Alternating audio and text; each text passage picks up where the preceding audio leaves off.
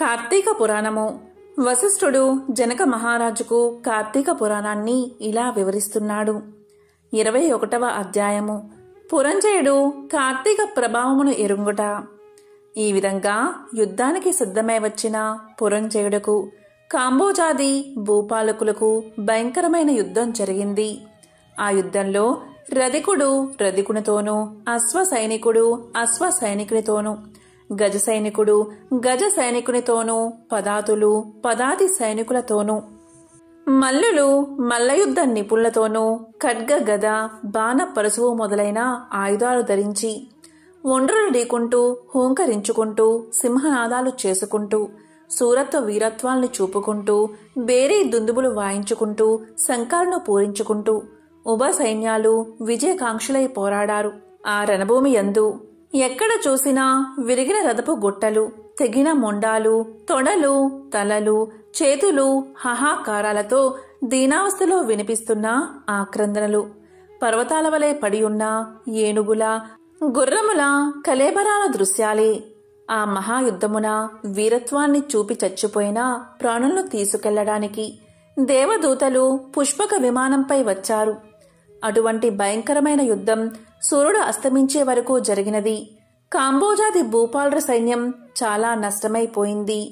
అయినను 3 అక్షోహిణులున్న పురంజయుని సైన్యమునంతా అతి సాహసంతో పట్టుదలతో ఓడించింది. పెద్ద సైన్యమున్న పురంజయుడికి అపజయమే కలిగింది.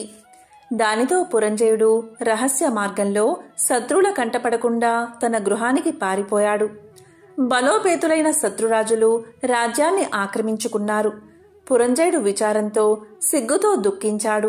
ఆ సమయంలో వశిష్ఠులు వచ్చి పురంజయుడిని ఊరడించి, రాజా, మున్నొకసారి నీ దగ్గరకు వచ్చాను. నీవు ధర్మాన్ని తప్పావు. నీవు చేస్తున్న దురాచారాలకు అంతులేదు. ఇకనైను సన్మార్గుడువై ఉండమని హెచ్చరించాను. అప్పుడు కూడా నా మాట నీవు వినలేదు. నీవు భగవంతుణ్ణి సేవించక అధర్మ ప్రవత్తుడవై ఉన్నందునే ఈ యుద్ధంలో ఓడిపోయి రాజ్యాన్ని శత్రువులకు అప్పగించితివి. ఇప్పటికైనా నా మాట విను. జయాపజయాలు దైవాధీనాలని తెలిసి కూడా నీవు చింతతో కుంగిపోవడం ఎందుకు?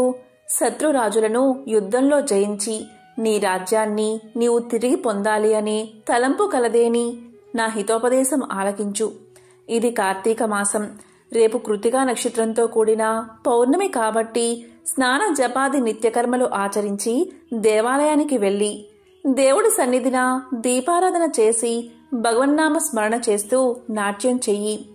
ఇలా చేస్తే నీకు పుత్ర సంతానం కలుగుతుంది. అంతేకాదు, శ్రీమన్నారాయణ్ణి సేవించడం వల్ల శ్రీహరి మిక్కిలి సంతోషపడి నీ శత్రువులను దునుమాటుకు నీకు చక్రాయుధాన్ని కూడా ప్రసాదిస్తాడు. కాబట్టి రేపు అలా చేస్తే పోగొట్టుకున్న రాజ్యాన్ని తిరిగి పొందగలవు. నీవు అధర్మ ప్రవత్తుడివై దుష్ట సావాసం చేయడం వల్లే కదా నీకీ అపజయం కలిగినది. కాబట్టి లెగు, శ్రీహరిని మదిలో తలచి నేను తెలియజేసే విధంగా చెయ్యి అని హితబోధ చేశాడు. అపవిత్ర పవిత్రోవా నానావస్థాన్ గతోపివా యస్మరే పుండరీకాక్షం సమహ్యంతర శుచిః.